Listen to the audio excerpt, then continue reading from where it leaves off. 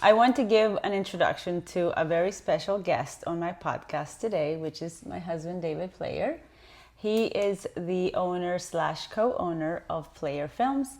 And so I'm just going to read a little bit here. So together we've spent years capturing weddings through photography and videography, helping couples preserve some of the most meaningful memories of their lives. Today we're talking all about wedding videography, behind the scenes stories, and why having your wedding film is something you'll never regret. So welcome, David, to the podcast. Thank you. It's an honor to be here. Well, I'm glad you're here. I know you were a little reluctant to come and talk, but it's just me and you talking in front of a camera. We're always behind it. Yes. Yeah, it's definitely different on this side of the camera for sure. Well, we work a lot of the weddings together. Sometimes we actually work on different weddings, but nonetheless, we spend a lot of time behind the scenes, sort of capturing moments and, special days for our couples. So it's nice to kind of be spending this time with you. Tell us, David, a little bit about yourself and how you got into videography. So I think one of the biggest things that got me into videography is when our boys were young. It was something about like wanting to document not only the images like you always have with photography of our boys, but more of life in motion, but also the audio of them, because right now our youngest son, Rivers, is 13 years old, so everything's changing with him. He's growing, he's going through a growth spurt, and his voice is changing. Just the other day, I was walking through the house and stopped I was like, who is in our house? And it was just him on the phone with one of his friends, but his voice it's not that kid voice anymore. Yeah, he's changing, yeah. So I kind of started to fall in love with video in that sense, like capturing some of those moments when they're young, some of those things that you just can't convey with photos alone. And so it really just kind of grew from there. It was something that I had kind of like in the back of my mind, I'm going to do a 5 to 10 year sort of plan, like kind of getting my education together, getting everything in line to kind of take on this big task of wedding videography. And that accelerated really fast once COVID hit, actually. I think that it was a little unexpected and for this part of the business to sort of develop, because David would make videos at home for like our vacations and birthdays, and the way he would put it together, he just made it look so much more fun than the actual event. I was like, wow, it looked like we were having such a great time, which we were, but he had a natural skill of putting together, Well, when you cut out all the arguments and frustrations, it's like, it looks like it's nothing but a great time. So I was able to transition into the wedding industry and never look back. Yeah. How is it working, together with me as your wife? Now, like I said, we work together on most of the events, but some events you work, with other photographers. How do you compare or contrast working alongside me and then with other, because obviously I was already in the industry for like 15 years or so before you joined, fully the way you have. But I'm always, when he comes home and he tells me about working at these other weddings, a lot of times I'm like, okay, what did you learn about maybe the other photographers? Was there something cool that they do? Like, I'm always looking to improve. So how is that contrast? That's a really good question. And I think that one of the things that I still kind of feel when working with you, whether it's with you or another photographer, is like I'm almost like the newcomer in this area, because so many of you have been doing it for almost 20 years and I'm only 5-6 years into it. So I always look to whoever I'm working with for not necessarily guidance, but just to see how they are working and interacting with clients and the crowds and kind of follow suit. Some photographers are very laid back and quiet and have a more documentary style, and others are very controlling and very micromanaging isn't the right word, but they want to make sure every detail of the bride's hair is in the right place, her dress is in just absolute perfect area. So which category do I fall on? Oh, well, you're in a whole other category of perfectionism, where It's this beautiful balance between the natural candid moments and that, perfect kind of style. And I really have learned a lot from you in regards to lighting, as well as just being able to interact with. Funny enough, one thing you really accelerate at is communication with the clients.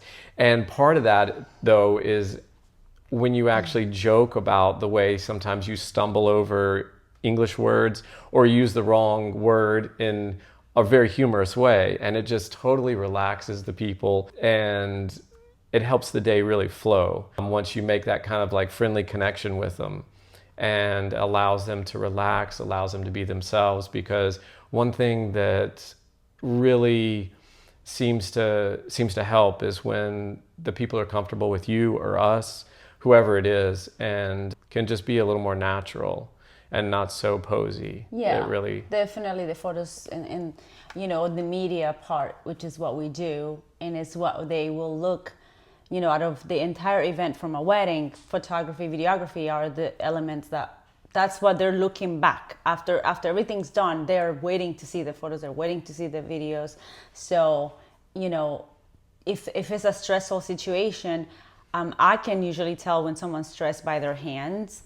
They will shut them, or they will keep their hands in a really weird position. So I use a lot of techniques of like, okay, take a deep breath, okay, look at each other, okay, like move your shoulders, like kind of like a little bit more of relaxation, so that when they look back, they're not like, oh, I remember I was stressed. When I look at photos, I have this photographic memory where I know I was in a good mood or I was in a bad mood.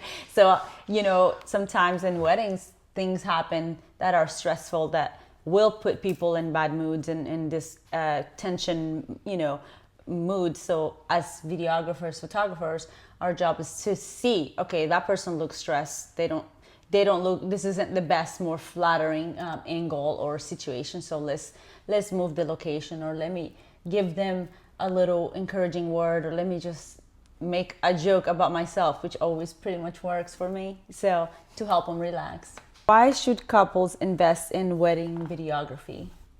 I think one of the reasons why they usually decide to invest in videography is to get a real reminder or feel of what it was like during that day. With video, you have a lot of the raw emotions coming through, the joy, the excitement, and just all of the other emotions in regards to the other family members that are there. But also, one of the things that I love to do and always try to encourage couples to do is when they have private vows, letters for one another, getting the audio of them reading that usually helps to add a whole nother layer to the final video itself, and really conveys the story of the couple a lot better with the audio.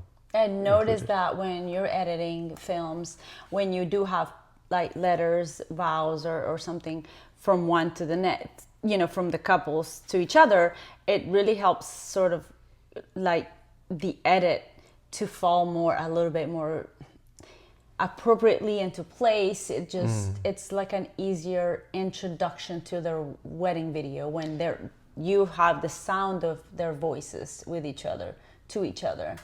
Yeah, that's a good point, because it does help the clips kind of line up and fall into place when they're telling a story about something they enjoy doing together, a drink that they have, or when they're talking about their family members, their parents, things of that nature. It does help to, if I can slide in clips of those moments with those individuals, with those family members, or them just laughing with one another, enjoying life with one another, it does help, as opposed to just kind of having just a standard flow through the day with a lovely song. There's nothing wrong with any of that. Everything is up to the couple, what they choose, what they want. Some people are very outspoken, and express themselves very well, and others are more quiet and subdued, and that's totally fine too. Mm-hmm. What moments would you say that couples are most thankful to have on film? One story that kind of comes to mind was that I had a bride a few years back. A couple years after the wedding, her father passed away unexpectedly. And she came back to me because he had given a nice speech during the wedding, and during the reception, and wanted to know if I still had any of that footage. So I was able to go back and find all that for her and put it together in a nice way and send it to her, along with the first dance that she had with her father.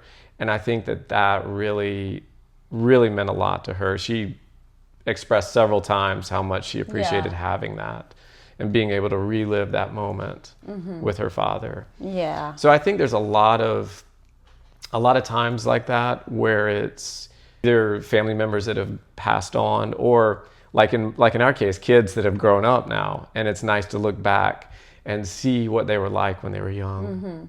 We do, and David's made, I don't even know, movies with the boys where they will literally get dressed up and the dinosaur costumes, or little parodies of Jurassic parodies Park and Star Wars. Star Wars and what my favorite part from that was, he would sit the boys in the backyard like after it was done, and he'll be like, so what was the best part of making this film, or and then he'll be like, oh, tell me something funny about mom.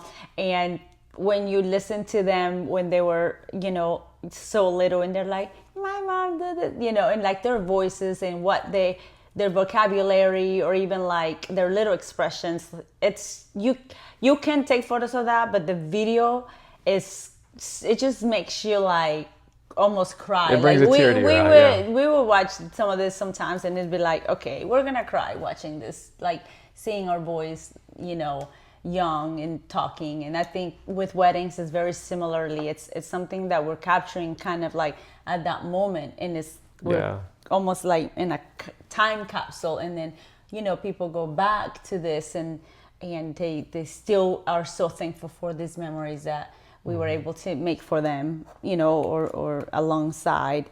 Yeah, one of my goals, it's kind of like one of my unwritten goals whenever I am editing and putting together a film, is I want to make the audience laugh and cry during watching those. Yeah. Mm-hmm. That's very nice. What is one of the biggest misconceptions about hiring a videographer?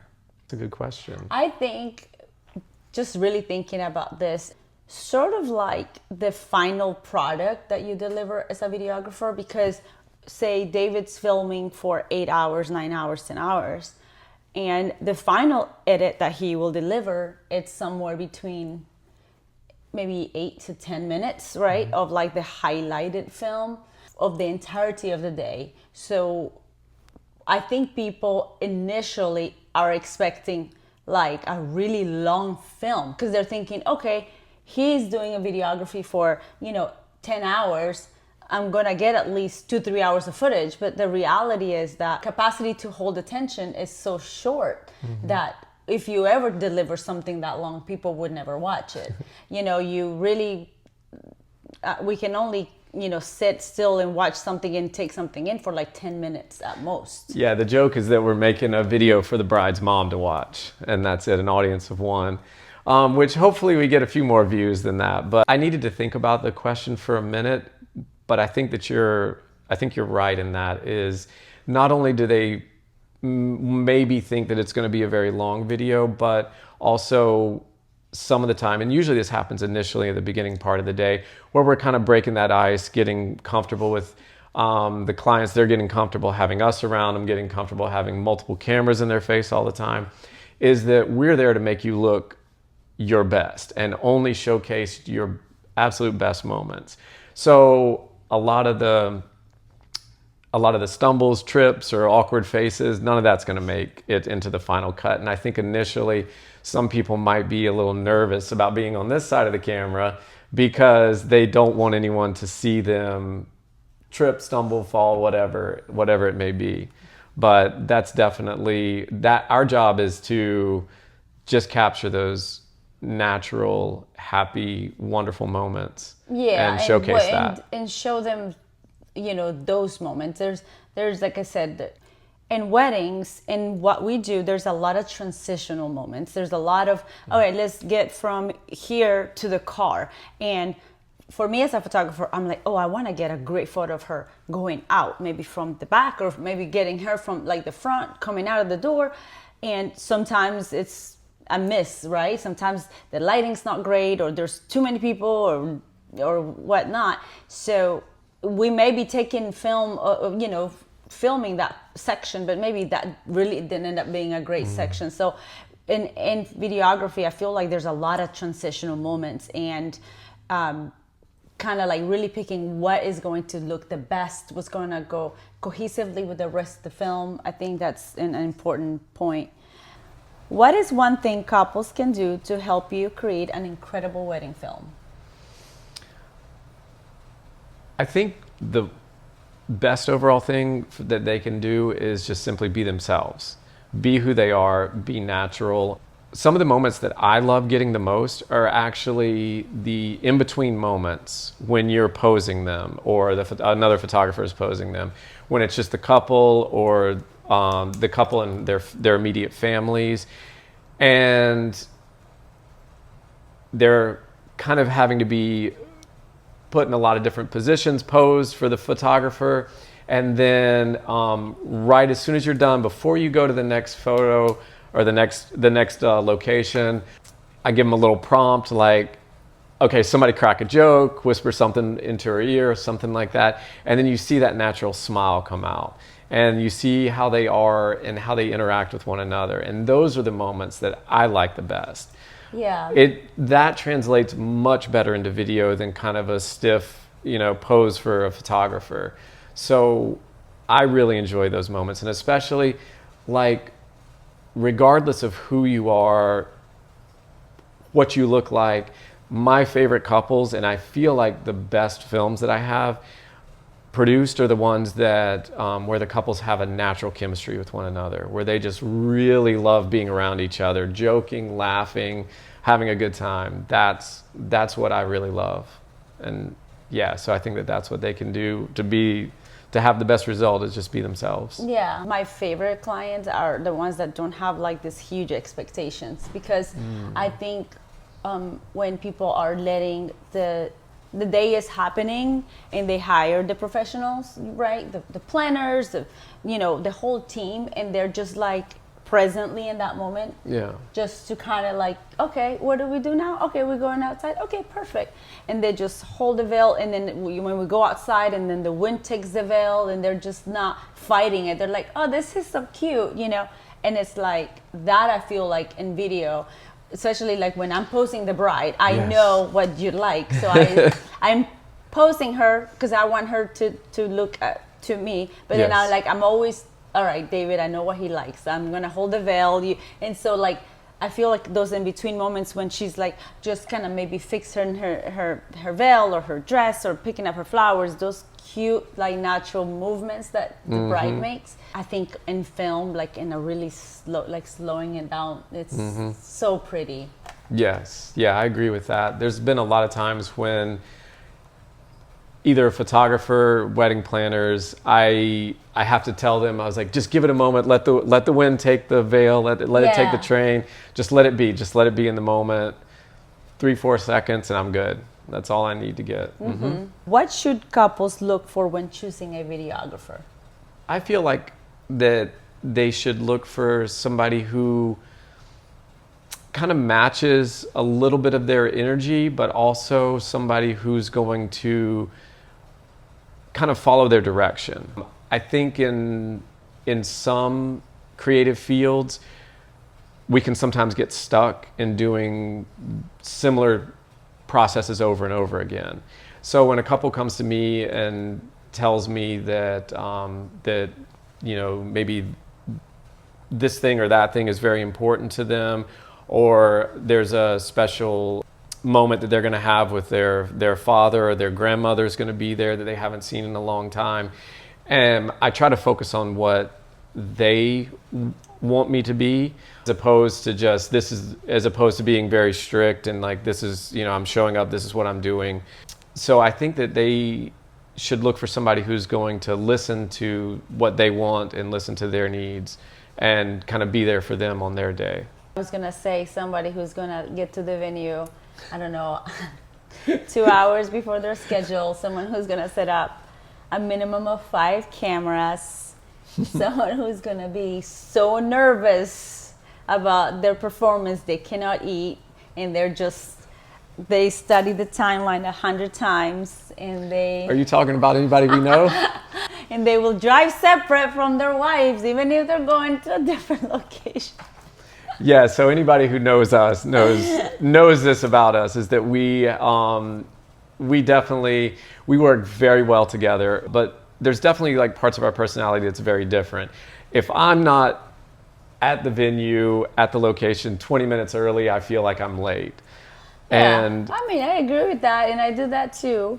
I think we just, with photography and videography, I feel like the contrast of our performance, our work is different in a sense that as a photographer, I have to take charge pretty much throughout the day to make sure I'm getting the photos that I need before the ceremony, with the bridesmaids, with the groomsmen. But especially after the ceremony, this is when I get everyone. So all eyes are on me. It could be very daunting. It could be a group of just 20 people. It could be a group of 100 people that I have to kind of work through, be timely. They're ready to go party. So it's like, okay, let's go. And as a videographer, I mean, you kind of work, you're catching my wind, like, okay, she's posing them, I just gotta go do this. Yes. Now, with videography, David has to deal with a lot of the sound, like the mics, and there's a lot of that technical part that I don't have to deal with. And we have different times. What would you say is the most stressful time on a wedding day for you? for me, it's usually just right before the ceremony, just making sure that everything's set up and in place. And like you said, I do like to set up several different cameras to get all the different angles. And a lot of this just has come from... I know what you're going to say. Photographers have this natural instinct. Photographers, not just me. Yes, all photographers.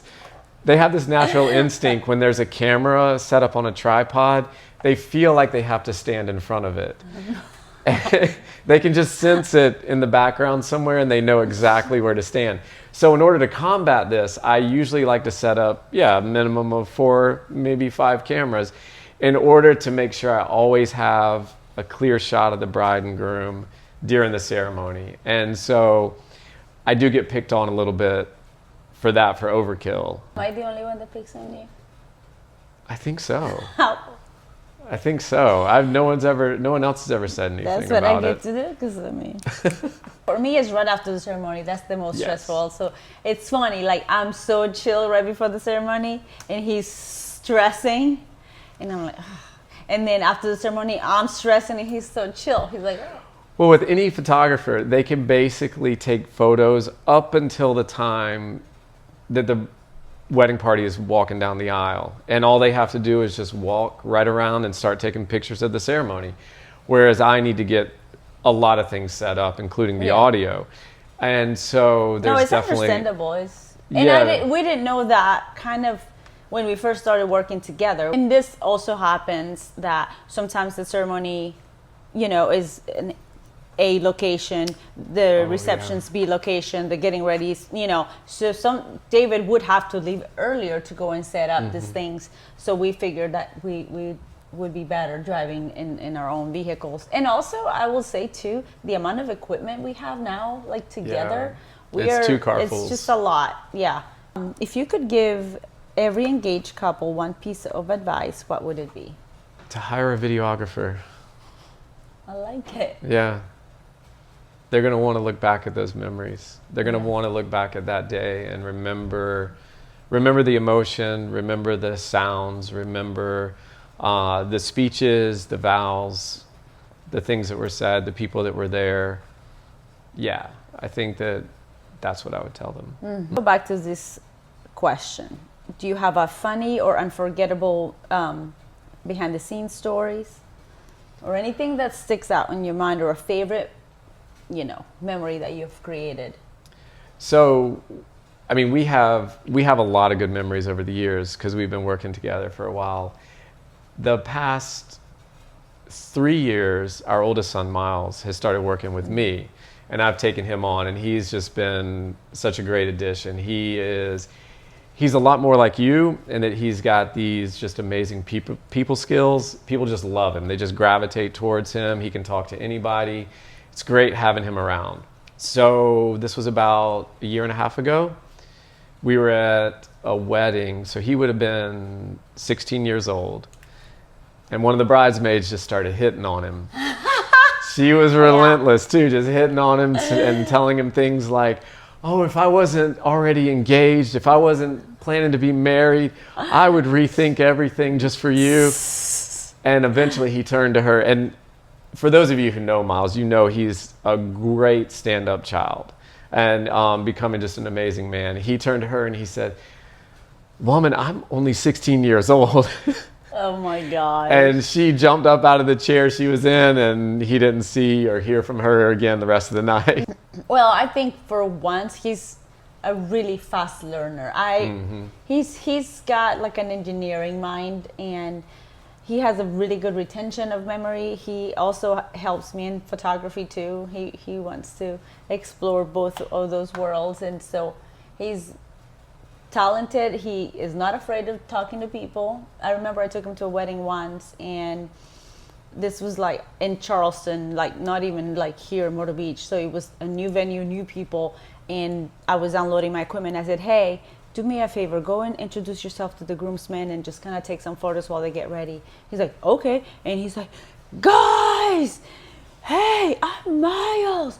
And like, these guys were maybe, in the 30s. He's like 16 years old. He's coming up there, shaking their hands, making jokes, like making fun of them. I was like, he's got some balls. Like, he's not afraid to say some stuff and laugh with them, but also like he has a really good like moral compass. And so one of the things he does is when we have it could be the officiant or a priest or whatever, a pastor, he will go and like talk to them about like the Bible and this, Yeah, he wants to know what church they go to, Yeah, what it's just denomination really they sweet. are, where they went to seminary school. He wants to know everything about them.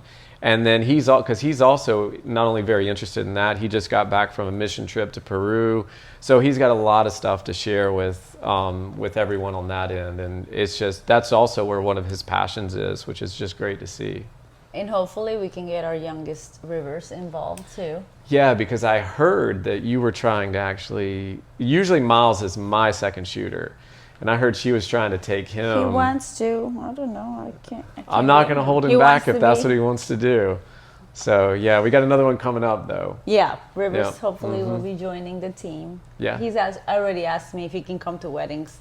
And I said, one more year.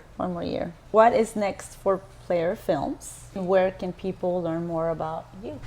So the next step for us is just to continue to grow, continue to expand, take on Rivers eventually, and start to teach him a little bit more about the whole process. People who want to learn more about us can find more information at paulaplayer.com/films, as well as Instagram, David Player Films. And yeah, hopefully we'll continue to travel. We'll continue to make some family videos as well along the way. Yes. And just continue to document and celebrate life along the way. Thank you. It was an honor. Thank you so much for having me.